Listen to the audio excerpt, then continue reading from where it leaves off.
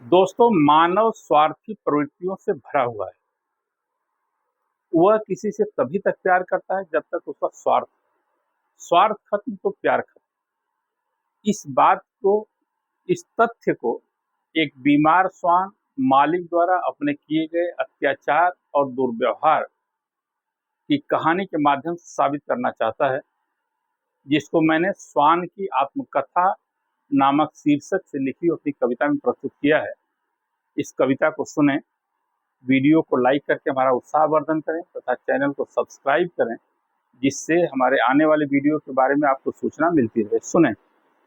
एक माँ से पैदा हुए हम भाई बहन कुल 5 थे।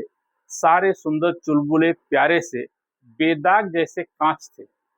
सभी भाई बहन मनमोहक बेहद सुंदर सारे थे। मालिक के सभी दुलारे माँ की आंखों के तारे थे। मेरे बदन शायद कोई जन्मजात विकार था। जन्म से ही मैं किसी गंभीर मर्ज का शिकार था। शरीर तो दुर्बल था ही, दूध भी मुझे न भाता था। अशक्त होने के कारण मैं चल भी नहीं पाता था। भाई बहन मिल सारा ही माँ का दूध पी जाते थे। मेरा हिस्सा भी वे सभी झटपट चट कर जाते थे। बचा बचा खुचा दूध पीकर पेट नहीं भर पाता था। अर्ध उदर भोजन से मुझे संतोष नहीं आता था। मन मारकर अपना कैसे भी गुजारा करता था। निज मन की व्यथा मैं किसी से नहीं कहता था। मेरी व्यथा को आखिर सुनने वाला भी कौन था। अशक्त दशा देख मेरी मालिक भी रहता मौन था। मेरे तन की कमजोरी दिन प्रतिदिन बढ़ती गई। उम्र वृद्धि के साथ स्थिति बद से भी बदतर भई। शरीर सूख कर ऐसे दिखे जैसे ढांचा कंकाल हुई। तन की दुर्बलता ही मेरे जी का अब जंजाल हुई। पहले निज माँ से ही मैं उपेक्षा का शिकार हुआ, फिर मालिक के लिए भी अर्थहीन बेकार हुआ। भाई बहनों के ग्राहक बहुत अच्छा पैसा देते थे। मुझे देखकर पता नहीं क्यों मुंह भी फेर लेते थे। भाई बहनों को अच्छे अच्छे ग्राहक आकर ले गए।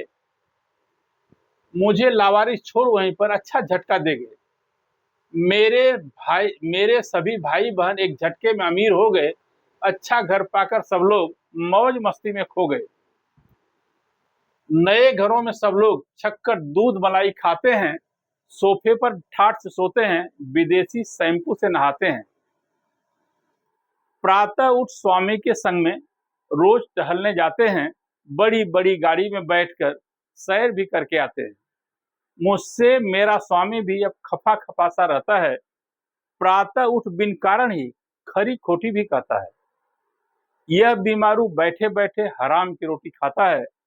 बैठ ऊँघता बरसों से यमराज को भी नहीं भाता है। स्वामी को तो बिल्कुल भी मैं अब नहीं भाता था। उसको तो अब मैं फूटी आंख भी नहीं सुहाता था। आबहीन बनकर रहना मुझको हरगिज मंजूर नहीं। घर छोड़कर इसका रह लूंगा जाकर और कहीं। बिना लक्ष्य गृह त्याग मैं अर्धरात्र में निकल पड़ा। घमघोर तम से बेपरवाह जंगल पथ पर चल पड़ा। जंगल भी है खतरनाक, चीता तेंदुओं से भरा हुआ। नसीब ने धोखा दिया तो सुबह मिलूंगा मरा हुआ। जान की फिक्र छोड़ मैं पथ पर आगे बढ़ता गया। चीता तेंदुआ तो नहीं मिले, मैं पूरी रात चलता गया। कुछ भी मेरी समझ न आया। प्रातः काल पहुंचा कहाँ। दूर दूर तक गांव न दिखते, नजर पहुंचती जहां जहां। अत्यंत घना जंगल कटीली झाड़ियों से ढका हुआ। संपूर्ण रात चलने से मैं भी निढाल था थका हुआ। झाड़ी मध्य जगह देख हृदय विश्राम इच्छा जागी। क्षणिक विश्राम से ही मेरी सारी थकान तंद्रा भागी। उठ जैसे ही चला लगा कि भाग्य ने मुंह फेर लिया। वन श्वान झुंड ने आकर चारों तरफ से घेर लिया। चारों तरफ से लगे भौंकने, एक साथ सब टूट पड़े।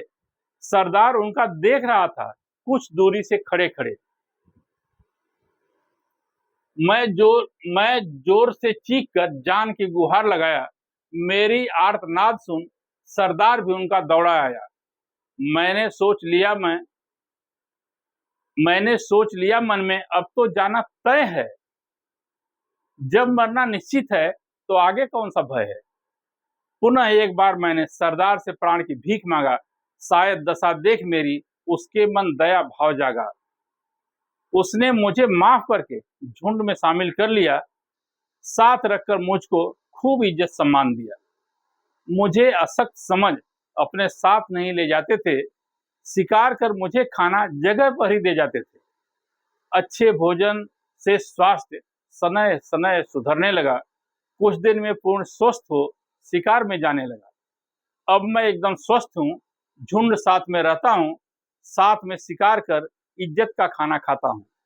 अपने साथी श्वान बंधु मानव से बहुत ही अच्छे हैं। निर्विकार निर्विकार प्यार आपस में दिल के निर्मल सच्चे हैं। मानव का प्यार दिखावा है, स्वार्थ में डूबा हुआ है। स्वार्थ खत्म तो प्यार खत्म, यही तो मेरे साथ हुआ है। धन्यवाद।